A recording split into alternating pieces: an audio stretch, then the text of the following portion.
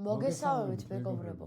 წერთ მორიგ ვიდეოს ჩვენი Facebook გამომწერებისთვის. დღევანდელ ვიდეოში მოგიყვებით Facebook არხი რატომ შევქმენი, როდის შევქმენი, რა დრო გავიდა მის მერე, რამდენი ფოლოვერით დავიწყე და ეხლა რამდენზე ვარ. პირველ რიგში მადლობა მინდა გადაგიხადოთ ყველას გამოწერისთვის. დიდ მხარდაჭერას გქონთ თქვენგან, კომენტარებში სითბოს, ლაიქებით, გაზიარებებით და ასე შემდეგ. ერთი პატარა კითხვა მაქვს თომასთან, რამდენი გამოწერა ყავს ახლა ახს? 273 გონდა. არა, 277. თომას შეეშალა, მაგრამ არ აუშავს ეპატიება, იმიტომ რომ Facebook-ი არ აქვს და მაგიტომ მარიცი ზუსტად. ხო და მოკლედ მინდა მადლობა გადაგიხადოთ თითოეულ თქვენგან არხის გამოწერისთვის. კონტენტის შექმნაში არა მარტო მე ვღებულობ მონაწილეობას, ასევე ჩემი უფროსი შვილი თომა ღებულობს მონაწილეობას და სადმე რამე ნოსტალგიურს თუ გადააწყდება, ეგრევე მიგზავნის WhatsApp-ზე და მე Facebook ვერზე ტვირთავ. ძირითადად მე დრო არ მაქვს რომ რამე მოვიძიო. ასევე ვამონტაჟებ მე ვიდეოებს. ასევე თომა ამონტაჟებს ვიდეოებს, რაშიც მეხმარება. ამისთვისაც დიდი მადლობა თომას. ხო და მოკლედ მოგიყვებით პატარა ისტორიას, როგორ დაიწყო ჩემი Facebook გვერდის შექმნის ამბავი. ზუსტად 9 წლის წინ, როცა თომა იყო 1 წლის, გადავწყვიტე მისთვის ოთახი გამოგვეყო, ცალკე დაგვეძინებინა ესე ვთქვათ და დავიწყე ოთახის დალაგება, იმ ოთახის დალაგება, სადაც მელაგა ძველი ნივთები. ეს იყო ძირითადად კონსოლები, რადიო კასეტები, აქსესუარები, სხვა შორის შეხვდა 5 დისკიანი ცენტრი. აი შენი აზრით რა არის 5 დისკიანი ცენტრი? ანუ მართლა გეუბნები ეს ვიდეო ხო არ შეთანხმებულად? 5 დისკიანი ცენტრი. ანუ ხო არ შეთანხმებულად? ეხლა მითხარი. ხო ეს დალაგებულია 5 დისკი და 5 დისკიანი ცენტრი რა არის? ანუ შენი აზრით რა? რაღაც არის, სადაც არის 5 დისკი. 5 დისკიანი ცენტრი. 5 დისკი. ერთ დისკში არის 5 დისკიანი ცენტრი და რა ბევრი თამაშია, არ ვიცი. არა, თამაში არა, ცენტრია. რა ცენტრი? აი ცენტრი როგორ წარმოგიდგენია, რას ნიშნავს 5 დისკიანი ცენტრი? ნუ არ ვიცი. ცენტრი მაგათი და იყავი.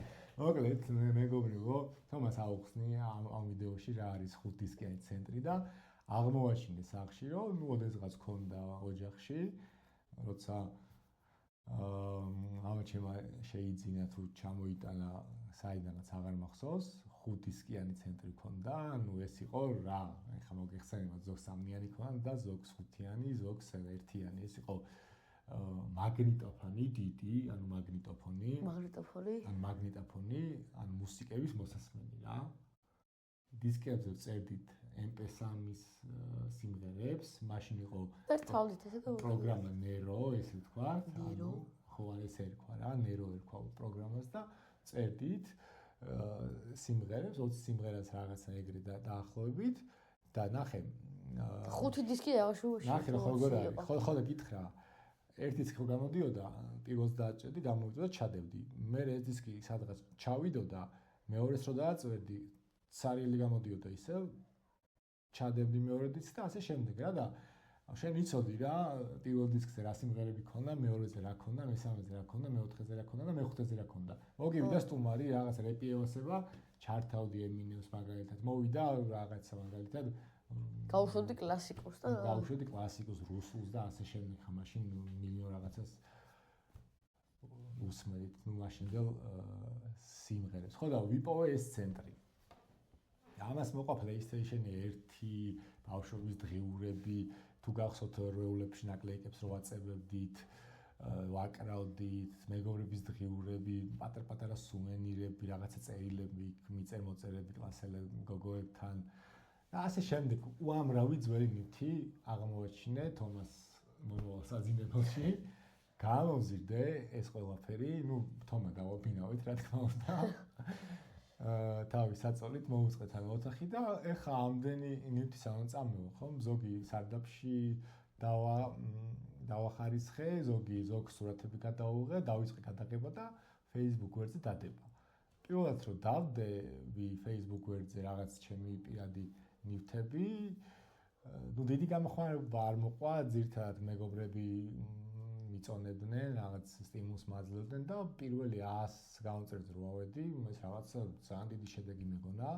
შემდეგ მახსოვს 1000 გამომწერზე საერთოდ გავგვიждდი, 5000 იყო ჩემი მიზანი, მე 5000 დავისახე, სულ აზიარებდი, სულ მეგობრებს უყრიდი თხოვდი რომ გადააზიარებინათ, გადმოაზიარებინათ და ესე ნუ მაგამდე თომას გაიზარდა, ნუ ეხლა 10 წლის არის.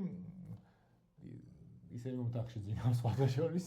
დიდი მადლობა თომას რომ დაიბადა, თორე ალბათ იმ ნივთებს საერთოდ ხელს არ მოკიდევდით, კიდე დიდი ხანი.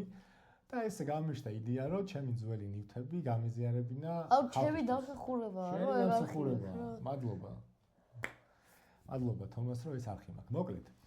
და 10000 გამომწერი, მე ხალხს ძალიან მოეწონა.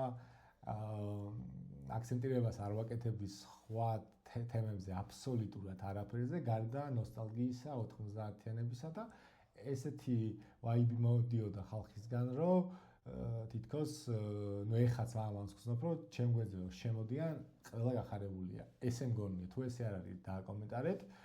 ეხლა გადავალთ მთავარზე, რისი თხოვნაც მინდოდა თქვენთვის. მაგამდე გეტყვით, რომ 100-ზე რო ავედი, ანუ სიგიჟე დამემართა, იმიტომ რომ არ ვიცოდი. მოვიკითხავ ადმინებს, ვინც ყოლია ოდესმე ამ გვერდზე და ვინც ახლა არის, სახელებს არ ჩამოვთვლი შეგნებულად. ყველას დიდი მადლობა, ჩემ გვერდს ვინც გვერდში ედგა. ამ ეტაპზე თომა მეხმარება რა პოსტების დადებაში, მასალის მოძიებაში და YouTube ვიდეოების მონტაჟში. მე ამის დრო ნაკლებად მაქვს და თომა არის აქტიურად ჩართული ამ პროცესებში. 150-ზე რო ავედი, უკვე ჩვეულებრივი მომენტი იყო, იმიტომ რომ უგზნობდი ხალხისგან, რომ 150-ზე ავიდოდი, ნუ მე ავედი 200-ზე და ეხლა ვართ 277000-ზე. ამის მერე გადავწყვიტეთ YouTube არხის შექმნა, რაც ისევ და ისევ თომას დამსახურება არის, თომამ მიფიც გამისკენ. არ ვიცოდით რა კონტენტი შეგვექმნა, რა გვეკეთებინა, ვლოგები გადაგვეღო, გვემოგზაურა, გვეთევსავაი რა და დაუწოდეს რომ ქონდა ეს ჩენელი Facebook-ზე, მოვიდა იდეა და გავაკეთეთ 90-იანებზე ეს ყველაფერი. რა თქმა უნდა, სხვა გზა არ ქონდა.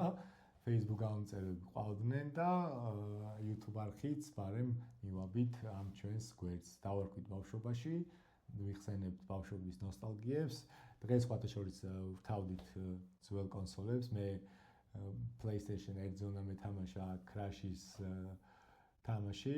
მე კი მეხუთე PlayStation-ზე უნდა მეთამაშა, მაგრამ და გულბაბა უნდა გვეჩვენებინა კიდე. სამწუხაროდ არ ვერ ჩაირთო რა ყველაფერი 4 PlayStation-ზე ვეცადეთ და არც ერთ განაკვანი ზრალი იყო იქ PlayStation-ის ზრალი არა, ჩვენ ტელევიზორს არა აქვს ეგრეთ წოდებული წულპანები და HDMI გადამყვანმა არ იმუშავა და ძალიან გვინდოდა რომ მე მეთამაშა PlayStation 1-ზე და ვინ მალე გავიდოდა ტურებში, რაღაცნაირად მე დაგვემონტაჟებინა. ეს გულბაბა. ასევე აღმოაჩინე Kinder-ის ბეგემოტები რო იყო პატარები, ბეგემოტები თუ ბეჰემოტები. პატარა ბეჰემოტები, ჯინის ნაყინში რო ამოდიოდა თუთი ყურშები, თუ გახსოვთ, Kinder-ის სხვადასხვა ეგ მეც მაქვს შენ კოლექციაში დანახი.